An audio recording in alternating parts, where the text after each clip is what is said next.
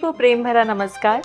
देखो एकता डंडोना की नज़र में एकता अपने आप में ही बहुत स्ट्रॉन्ग लेडी है। अपनी क्रिएटिविटी को आप जिस मुकाम तक ले आए हैं दैट इज़ सीरियसली काबिल तारीफ है वो बहुत।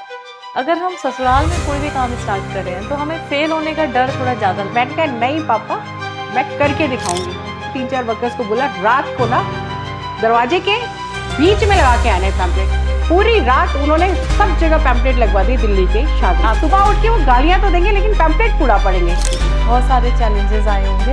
लेडीज़ को डिप्रेशन बहुत रहता है। सोचना क्या शुरू करते हैं, जो नेगेटिव होता है पॉजिटिव नहीं सोचते हैं। सभी को प्रेम भरा नमस्कार। जय सच्चिदानंद। A very warm welcome to the very first episode of Stay Reframed with Monica। आज के जो हमारे स्पेशल गेस्ट हैं वो बहुत ही स्पेशल हैं और किसी भी परिचय के मोहताज नहीं। मैं उनको रिफ्रेम का पिलर मानती हूँ। आर्ट एंड क्राफ्ट के मास्टर हैं वो, द इंडियन हैंडीक्राफ्ट की द बेस्ट प्रमोटर हैं and the very successful business women. A very warm welcome to very special lady Ekta Dandona ma'am. Dandona ma'am, thank you for being here. बहुत बहुत धन्यवाद मोनिका, जो आपने मुझे इस मंच में बुलाने का मौका दिया। आपका बहुत बहुत धन्यवाद। आपका शुक्रिया मैम। ये रिफ्रेम आप ही की वजह से है ma'am. I can never forget. एक बार सर्कमस्टेंसेस ऐसे थे ना कि मैंने आइडिया बिल्कुल गिव अप कर दिया था। आप तो जानते ही हैं। मैंने कहा था नहीं ठीक है, मैं रिफ्रेम को लेके आगे नहीं बढ़ूंगी। मैम वो आप ही थे जिन्होंने मुझे हिम्मत दी और आपने कहा कि मैं तुम्हारे साथ हूँ। आपके kind words I can never forget. Once again a very big thank you ma'am. क्योंकि मोनिका, मुझे ना जब आप मिले थे ना तो मुझे ऐसा लगा था कि आपके अंदर बहुत लगन है, आप बहुत कुछ करना चाहते हो और आपने मेरे सामने बहुत कुछ करके दिखाया है। और रिफ्रेम तब क्या था और अब क्या है। Thank you so much ma'am. आप ही का प्यार है, आप ही का आशीर्वाद है। आज मैम हम आपकी उस जर्नी के बारे में बात करेंगे जो दुनिया को नहीं पता। लोगों ने देखा है बोल्ड एंड सक्सेसफुल, लेकिन हम जानना चाहते हैं कि एकता डंडोना की नज़र में एकता कैसी है। देखो एकता डंडोना की नज़र में एकता अपने आप में ही बहुत स्ट्रांग लेडी है। क्योंकि जब तक मैं अपने आप को स्ट्रांग नहीं बोलूँगी तो लोगों की नज़रों में कैसे मैं स्ट्रांग नज़र आऊँगी। ठीक है ना, क्योंकि मैंने लाइफ बहुत सफ़र करी है। सफ़र तो सभी करते हैं लेकिन मेरी थोड़ी अलग हटके थोड़ी सी लाइफ है। तो उसने मेरे को स्ट्रांग कर दिया मोनिका। और आपने मेरी लाइफ देखी भी होगी कुछ हद तक, थोड़ी थोड़ी। हाँ बिल्कुल मैम। हाँ, जब मैं आपसे पहली बार मिली थी तो आपने मुझे बहुत कुछ बताया था। मुझे लगता है जो पेन है ना हमें पॉलिश कर देता है। बिल्कुल, है ना, कहते हैं ना वो बिना तपे जो है गोल्ड जो है निखरता नहीं है। तो शायद वो जो तप था उसी से ही आप इतना निखरे हैं। आपका जो बचपन बीता, आपकी जैसी अपब्रिंगिंग हुई, आपके अंदर जो नेचुरल क्रिएटिविटी थी, इसका कहाँ तक रोल हुआ आपके आज की सक्सेस में। देखो रोल तो हमारे पेरेंट्स का होता है। वो चाहते हैं कुछ और लेकिन हमारे मन में कुछ और करने की इच्छा होती है। ठीक है, लेकिन जब हम लोग सक्सेसफुल हो जाते हैं तो वो जो पेरेंट्स होते हैं ना, तो वो ये कहते हैं कि शायद हमने बहुत बड़ी भूल कर दी कि शायद और हम आपके साथ सपोर्ट करते। उन्होंने बहुत सपोर्ट किया लेकिन उन्होंने ऐसा सपोर्ट किया कि आज हम बहुत स्ट्रांग हैं, अंदर से बहुत स्ट्रांग हैं। क्योंकि अगर वो चीज़ें अगर मेरे पेरेंट्स ना करते या मेरे लॉज ना करते तो आज मैं इस मुकाम पे ना होती। Yes yes. अब मुझे लग रहा है ना हम सब लोग इस चीज़ से सफ़र करते ही हैं। क्योंकि हमारे टाइम पे आजकल तो फिर भी बच्चों को, खासतौर पे बेटियों को, उनकी जो भी चॉइसेस हैं उसको लेके पेरेंट्स सपोर्ट करते हैं। लेकिन जो हमारा टाइम था तो हमारे पेरेंट्स को हम पे कभी भी बिलीव नहीं होता था। बिल्कुल सही बोल रहे हो, क्योंकि वो समय ही अलग था। Yes yes. वहाँ पहले लड़कियों को तो कुछ ऐसा ही नहीं था ना कि आपने स्कूल करना है, कॉलेज में बहुत कम ही कोई करता था। थोड़ा बहुत कोई कोर्स वगैरह करा दिया, उसके बाद शादी करा दी। Yes yes. है ना, आगे नहीं जाना, आपने घर के काम करने, आपने ससुराल में ये और वो बहुत सारी चीज़ें थी। लेकिन आज का समय और तब के समय बहुत फ़र्क था। लेकिन मेरी जो मम्मी थी उन्होंने थोड़ा सपोर्ट दिया और थोड़ा सपोर्ट में ये था कि वो डॉक्टर थी। वो ये कहती थी मेरे बच्चे डॉक्टर बने। और मेरे अंदर गॉड गिफ्टेड था इंडियन हैंडीक्राफ्ट और ये सब चीज़ों का कि मैं कुछ अलग करूं। मैं एक कहानी छोटी सी बताती हूँ। क्या होता था मोनिका, जब गर्मियाँ होती थी और गर्मियाँ होती थी और मेरे को बड़ा इंटरेस्ट था आर्ट एंड क्राफ्ट में और इतनी पॉकेट मनी पेरेंट्स नहीं देते थे। बिल्कुल भी नहीं देते थे। वो कहते थे कि यही जो है आजकल तो लाइफ बड़ी एडवांस हो गई है, बच्चों को तो आईफोन भी और ये सब कुछ मिल जाता है। मेरे समय में, हमारे समय में कुछ नहीं होता था ना, आपके समय में ऐसा होता होगा। मैं और मेरी एक फ्रेंड थी, मेरी एक फ्रेंड आज वो ओमान में है, वो हम लोग बहुत क्लोज हैं। तो हम लोग क्या करते थे कि हमें शंख और सिप्पी इकट्ठे करने का बड़ा शौक होता था। ठीक है, तो मम्मी का एक प्रोफाइल था कि डॉक्टर, और उसके बच्चे जहाँ मकान बन रहा है नीचे रेत है और वो खोद खोद कर सिप्पी और शंख इकट्ठे कर रहे हैं, क्योंकि हमें लगता था इसमें पैसा नहीं खर्च होगा और हमें मम्मी ने पॉकेट मनी देनी नहीं है। तो मम्मी को किसी ने बताया कि आपके बच्चे वहां पर ये कर रहे हैं। मम्मी आई, मम्मी ने पीछे से 2 थप्पड़ मारे, ये क्या कर रहे हो तुम? तो मैंने कहा मम्मी कुछ नहीं, बस ऐसी एक शौक है। तो हम लोग उससे क्या करते थे, पेंटिंग बनाते थे शेल और वो करके, और ड्राई स्टैम्प्स होती थी, एक गत्ता ले लिया, उसमें पेंट कर दिया, ड्राई स्टैम्प्स ली, उसमें सिप्पी और शंख का वो एक फ्लावर्स वगैरह बनू के, और किसी का बर्थडे होता तो वो हम गिफ्ट करते थे और बड़े खुश होते थे लोग। तो हमें खुशी वैसी मिल जाती थी, बड़ी पावर मिल जाती थी। तो ये मजा था लाइफ का। आज की डेट में वो मजा नहीं रह गया। लेकिन एकदम मैम अपनी क्रिएटिविटी को आप जिस मुकाम तक ले आए हैं, दैट इज सीरियसली काबिले तारीफ है वो बहुत। Thank you. और मेरे ख्याल से हम सब के लिए बहुत बड़ी इंस्पिरेशन है। एक बात मेरे दिमाग में बहुत आती है एकदम मैम, दिल्ली जैसा शहर छोड़कर, इतना बड़ा शहर जहाँ इतना एक्सपोजर है, आप इस छोटे से शहर में आ गए, वहां पर एस्टैब्लिश हुए। अरे मोनिका, कारण इसका कारण ये कि दिल्ली तो अपने आप में ही बहुत बड़ा है। yes. रुद्रपुर में अभी ये चीजें कुछ नहीं है, तो मैं चाहती थी कि रुद्रपुर में भी बहुत कुछ हो, और आज की डेट में भी मैंने रुद्रपुर में बहुत कुछ लेके आई हूँ और लोग बहुत खुश हैं। जी, बहुत कुछ है, बहुत कुछ लेके आई हूँ। और मैंने सोचा भी नहीं था कभी कि मैं रुद्रपुर में ऐसे अपना एक स्टोर, अपना आर्ट एंड क्राफ्ट और अपना वेडिंग थ्रूजो पैकिंग इवेंट्स ये वो।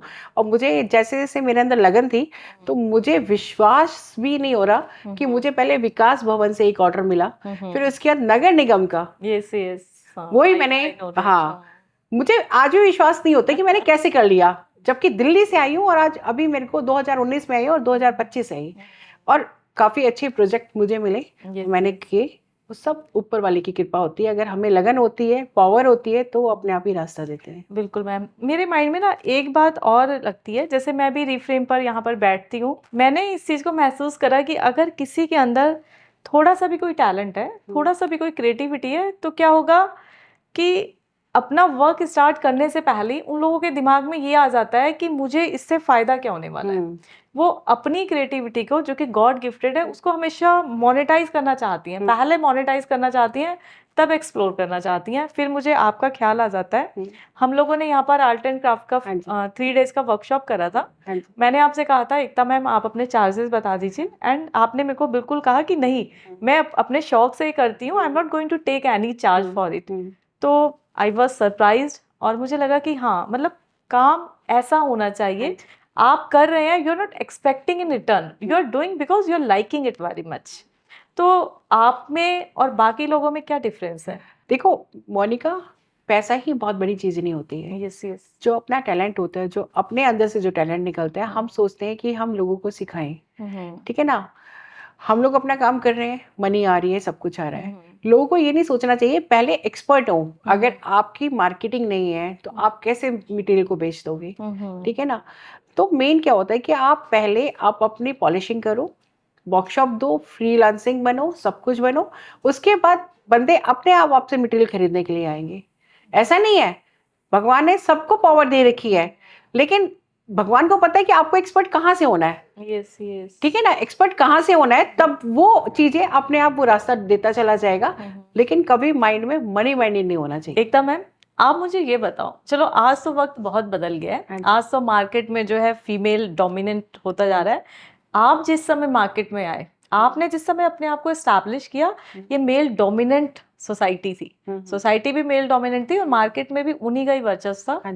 ऐसे में आपको क्या चैलेंजेस आए, कैसे आप अपने आप को आपने उन लोगों के बीच में स्थापित किया? बहुत ज़्यादा चैलेंजेस आए, क्योंकि जिस घर में मेरी शादी हुई थी, वो घर ऐसा था कि कहते हैं ना कि बहुएं बस घर पे ही रहेंगी, घर से बाहर नहीं जाएंगी, ठीक है ना। वो वाला घर था कि अगर मेरे घर में कोई कजन भी आ जाता तो हमें इतना अलाउड नहीं था कि हम ड्राइंग रूम में बैठ जाएं। उस घर में रह के मैंने अपने मदर इन लॉ और फादर इन लॉ और अपने हस्बैंड को मनाकर, वो पहले तो एग्री नहीं थे, ठीक ठीक, प्रॉब्लम्स थी, मतलब बहुत सारी आपने घर प्रॉब्लम्स पे आई। भी तो चैलेंजेस फेस हाँ किए और जी, मार्केट में तो करे ही हाँ होंगे। मार्केट में पहले तो घर में करने पड़ते हैं ना, Okay. मार्केट तो बात की बात होगी है, यस ठीक है ना। मार्केट बात की बात हो जाती है, पहले बिल्कुल। घर में सब एग्री होंगे तभी तो हम घर सिखाएंगे। के चैलेंजेस ने आपको ऐसा बना दिया हाँ कि आप पहले से स्ट्रांग हो गए हाँ, मार्केट में मेरे बैठने जो के लिए। फादर इन लॉ थे तो ठीक पापा ठीक। को मैं कहती थी कि पापा हम्म, केवल 1 घंटा सुबह हम्म, और 1 घंटा शाम को हम्म। मेरे को 2 घंटे दे दीजिए, अदरवाइज मैं घर का सारा काम करूंगी। सुबह उठ के आपके जो भी है सारा चीजें हैं, पहले जमाने की बात बता रही हूँ, अब तो सबके घर में खाना बनाने वाली ये वो सब चीजें हैं, उस टाइम पे ऐसा नहीं होता था। और आपकी बात से ना मुझे वो जोक याद आ गया, बहू अगर चांद पे भी जा रही है ना वो कहेंगे ठीक है तू चल ही जा, बस चाय बना के हाँ जाना। जी हाँ जी, यस यही यस। सब चीजें थी। तो उन्होंने बोल दिया कि चलो ठीक है, 1 घंटा सुबह और 1 घंटा शाम। मैं तो इतनी खुश जैसे पता नहीं मुझे क्या कुछ मिल गया हो। और उसके बाद क्या, मैं 11:30 से 12:30 मेरी मॉर्निंग क्लास रहती थी और शाम को 4 से 5:30 एक मेरी और क्लास रहती थी। स्टार्टिंग करी, अब जी पापा और मम्मी सब मान गए, अब बच्चे कैसे बुलाओ, बच्चे कैसे बुलाओ, यस यस। अब क्लासेस तो स्टार्ट होनी है। अब मैं जी 11:30 बजे पूरा अपना घर का काम खत्म कर लिया अपना। और जाती मुझे हूँ, ऐसा लगता है एकदम, मैं सॉरी आप टोक रही हूँ, अगर हम ससुराल में कोई भी काम स्टार्ट कर रहे हैं तो हमें फेल होने का डर थोड़ा ज्यादा लगता है। रहता है, ज्यादा रहता है। मतलब हमें लगता है कि अगर हम कर रहे हैं तो ये फिर चल ही जाए काम। अगर एग्री हो जाए हाँ। तो सही है, उसके बाद चल जाए तो पापा क्या कहते थे, बेटा बच्चे नहीं आएंगे, पैसे तू मेरे से ले ले। Yes, वो ये मेरे को कहते थे। मैंने कहा नहीं पापा, मैं करके दिखाऊंगी, मेहनत करके दिखाऊंगी। तो मेरे हस्बैंड ने क्या किया, एक पैम्पलेट ब्लैक एंड वाइट लिए, बड़े बड़े पैम्पलेट लिए और अपने वर्कर्स को बुलाया, ले मैंने बनाई। उन्होंने क्या किया, वर्कर्स को 3-4 वर्कर्स को बोला रात को ना दरवाजे के बीच में लगा के आना है पैम्पलेट। ओके। पूरी रात उन्होंने सब जगह पैम्पलेट लगवा दी, दिल्ली के शादरा के इलाके में जितना भी था सब जगह, कि सुबह उठ के वो गालियां तो देंगे लेकिन पैम्पलेट पूरा पड़ेंगे। वो एड और आज का एड पूरा सक्सेसफुल है। बहुत सपोर्ट आपके हस्बैंड का ना। आपके हस्बैंड की बहुत अनटाइमली डेथ हो गई। हाँ जी, बहुत सारे चैलेंजेस आए होंगे, बहुत सारे। उस समय आपने अपने आप को कैसे संभाला? देखो संभालना तो अपने आप को ही पड़ता है, ये से ठीक है ना, कोई नहीं संभालता, सब आते हैं और चले जाते हैं। मतलब कुदरत की तरफ से ही आपके अंदर इतनी स्ट्रेंथ है। हालांकि हमारे रिफ्रेम का मैसेज है, let's remind each other the power is with in. वो पावर ऑलरेडी हम सबके पास ही है, लेकिन जो उस पावर को पहचान लेते हैं वो निखर जाते हैं। आप मुझे ये बताइए, आपके घर पे भी इतने चैलेंजेस रहे, आप सिंगल मदर का भी आपने रोल प्ले करा, आप अपने बिजनेस को भी इतना ऊंचाइयों पर लेकर गए, आप इतना सब कुछ बैलेंस कैसे बना पाए? बैलेंस तो मोनिका जी करना पड़ता है, जब लाइफ में ये चीज़ें आती है तो करना पड़ता है। बच्चे छोटे थे, जब बच्चे स्कूल जाते थे तो मैं क्लासेस लेती थी, जब बच्चे स्कूल से आते थे तो मैं अपना क्लासेस ऑफ रखती थी, जब बच्चे ट्यूशन जाते थे तब फिर उस बीच में मैं क्लासेस लेती थी, जो मेरा अदर वर्क होता था तो वो करती थी। जैसे अब फेस्टिवल आ रहा है या कुछ आ रहा है, तो दिवाली आ गया हमारा, है ना, एंड राखी फेस्टिवल आ गया, तो मेरे पास ऑर्डर का काम बहुत रहता था और शादियों में मेरे पास पैकिंग का काम बहुत रहता था। तो मैं रात रात भर उठ कर काम करती थी, बच्चों को सुला देती थी और मैं कहती थी रात मेरी अपनी है, ठीक है ना, रात मेरी अपनी है तो मैं ये काम मैं कर सकती हूँ रात। तब क्या होता था कि बच्चे अपना सो गए, मैंने अपना काम कर लिया, फिर बच्चे सुबह स्कूल जाते थे, थोड़ा सा अपना सो गए, फिर उसके बाद फिर वही डेली रूटीन शुरू हो जाता था। लाइफ को सेट करना पड़ता है। और फिर उसके बाद बच्चे बड़े होते गए तो थोड़ी एडजस्टमेंट अपने आप वो सीखते चले गए, तो वो अपने आप सेल्फ डिपेंड होते चले गए। और हम में से ज्यादातर लोग क्या होते हैं ना, उनकी पूरा फोकस अपनी प्रॉब्लम्स पर रहता है। तुम्हें नहीं पता मेरे घर की कहानी, ऐसा हो गया, या बच्चे अभी छोटे हैं, या मैं कैसे करूं। लेकिन आपका फोकस ये था जो काम करना है वो करना ही है। एक लाइफ में ना कहानी होती है, जब हम बच्चे होते हैं तो एक स्टोरी होती है, खत्म हो गई। जब हम बड़े हुए, स्टोरी हुई, खत्म हो गई, खत्म कर दो, जीरो। शादी हुई, मैरिज हुई, स्टोरी है, वो भी हुई और खत्म है। लाइफ में बहुत सारी सिचुएशन होती है, अब उसको लेके बैठे रहोगे तो आप कुछ भी नहीं कर पाओगे सिवाय डिप्रेशन के और बीमारियों के। जाओ फिर डॉक्टर के पास और पैसा दो, ये वाली बात होती है। आपने डिप्रेशन का नाम लिया एकता मैम, हम देखेंगे लेडीज़ को डिप्रेशन बहुत रहता है और लेडीज़ के अंदर इतनी पावर है, कहते हैं लेडीज़ स्त्री जो है शक्ति स्वरूप है और वही इतने डिप्रेशन में रहती है, उसका रूट कॉज आपकी नज़र में क्या है? हाँ, डिप्रेशन तो कैसे बनता है? डिप्रेशन ऐसे बनता है ना कि वो बहुत सारी चीजें सोचना शुरू कर देते हैं लोग। Yes. सोचना क्या शुरू करते हैं? जो नेगेटिव होता है, पॉजिटिव नहीं सोचते हैं कि हमारे भले के लिए क्या है।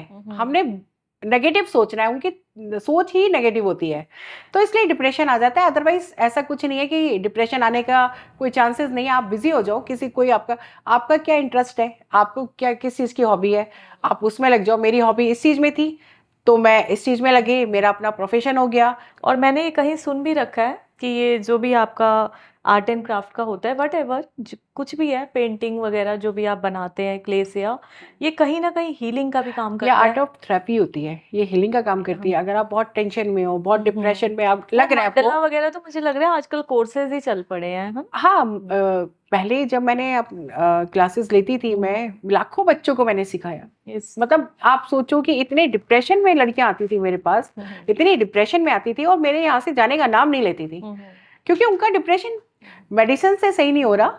हमारा डिप्रेशन हमारे को ये आर्ट सीख के सही हो रहा है। मैं उनको स्कल्पचर सिखाती थी, एंड आपका वर्ली आर्ट हो गया, मधुबनी हो गया आपका, एंड आपका आर्ट एंड क्राफ्ट में पेपर क्राफ्ट वगैरह हो गया, फ्लावर मेकिंग्स वगैरह हो गया, कैंडल मेकिंग हो गया, सोपिंग, बहुत कुछ था। तो उनको बड़ा अच्छा लगता था। वो कहते थे मैम यहाँ से जाने का मन ही नहीं करता, हमें ऐसे लगता है कि अब मेडिसिन की जरूरत नहीं है, हमारे लिए तो यही सब चीजें हैं। बहुत बढ़िया, एक अच्छी थेरेपी है, मतलब आर्ट बहुत आपने अच्छा है। हीलर की तरह भी काम करा है इनडायरेक्टली। हमारे यहाँ भी एक छोटा सा स्कूल खोल लीजिए मैम। हाँ हाँ जरूर, कोई ऐसा नहीं है। Just kidding. देखो, एक दूसरे का साथ देना बहुत जरूरी होता है। और मोनिका जी, मैंने तो रिफ्रेम का स्टार्टिंग भी देखा और अब तक भी देखा है कि हम कब मिले थे और अब में भी बहुत आपने तरक्की करी है, ऐसा नहीं है। और रिफ्रेम के साथ ये भैया जो है हमारे, उन्होंने इतना अच्छा हाउस ऑफ हंगर किच्छा में ओपन किया है। मतलब मैं देखती हूँ इतनी अच्छी वैरायटीज, मतलब स्नैक्स में तो मेरे बच्चों को उन्होंने व्हीट रूट के स्नैक्स खाना सिखा दिए। सही बता रही हूँ मैं कि वो रोज डिमांड करते हैं कि वो व्हीट रूट के हमने खाए थे वहाँ, वो स्नैक्स बड़े अच्छे थे। कि मतलब बहुत अच्छा, बहुत ही अच्छा उन्होंने अपना हाउस ऑफ हंगर ओपन किया है।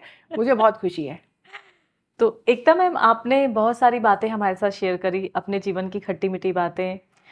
ऑन स्क्रीन तो आपने शेयर करा, लेकिन ऑफ स्क्रीन जो आपने अपनी जर्नी शेयर करी, उससे एक बात तो बहुत क्लियर हो गई मुझे कि आप आज जो भी हो, जो भी आज आपका रुतबा है, जिस ताकत के साथ आज आप खड़े हो, उसके पीछे आपका स्ट्रगल और आपकी हिम्मत है। हमारे समाज में बहुत सारे ऐसे लोग हैं जिनके जीवन में अगर इस तरह के स्ट्रगल आते हैं तो वो ज़्यादातर लोग बिखर जाते हैं। तो मैं चाहूँगी कि आप उनके लिए कोई एक ऐसा मैसेज दें जो उनके काम आए। मोनिका, कभी भी लाइफ से हिम्मत नहीं हारनी चाहिए, ठीक है?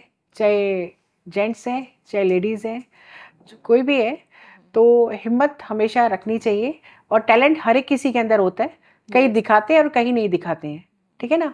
लेकिन जब आपको लगता है कि हमें लाइफ में थोड़ी सी परेशानी आ रही है, सब कुछ है, तो आप कुछ आपके अंदर जो टैलेंट है या कोई डायरेक्शन है या कोई भी चीज़ें आपने अपनी स्टडी कर रखी है या कुछ है, तो आप उसको समाज में लेके आओ और अपनी हिम्मत को दिखाओ, ठीक है? मेहनत तो सबको करनी पड़ती है, ऐसा नहीं है कि मेहनत नहीं करनी पड़ती है, मेहनत सबको करनी पड़ती है। और लाइफ में स्ट्रगल भी सबके साथ होता है, हर घर में ये चीज़ें हैं। लेकिन कभी हिम्मत मत हारो, कभी डिप्रेशन में मत लेके आओ। मेरी सबसे यही गुजारिश है कि जो भी आपने सीखा है, जो भी आपके पास हुनर है, उसको समाज में लेके आओ और उसको बहुत अच्छे से अपना दिखाओ। Thank you so much. तो आपने देखा एकता मैम ने किस तरह केवल अपने क्रिएटिविटी के दम पर एक साम्राज्य स्थापित कर रखा है। मुझे जो बात समझ आई ना एकता मैम से मिलकर, पहला ये था कि आप अपनी क्रिएटिविटी को अपना बिजनेस में चेंज कर सकते हैं, पेशेंस के साथ और समझदारी के साथ। दूसरी बात ये, रिश्ते जो है ना वो हमें जीवन में मिलते हैं, लेकिन जो ये जीवन है वो हमें कुदरत देती है। तो जो रिश्ते खोए हैं उनकी भरपाई सच में नहीं होगी, लेकिन जीवन का सम्मान करना ईश्वर का सम्मान करने के बराबर है। तो हिम्मत रखते हुए जीवन में हमें आगे बढ़ते रहना चाहिए। Thank you so much. फिर मिलते हैं नेक्स्ट एपिसोड में। Stay reframe.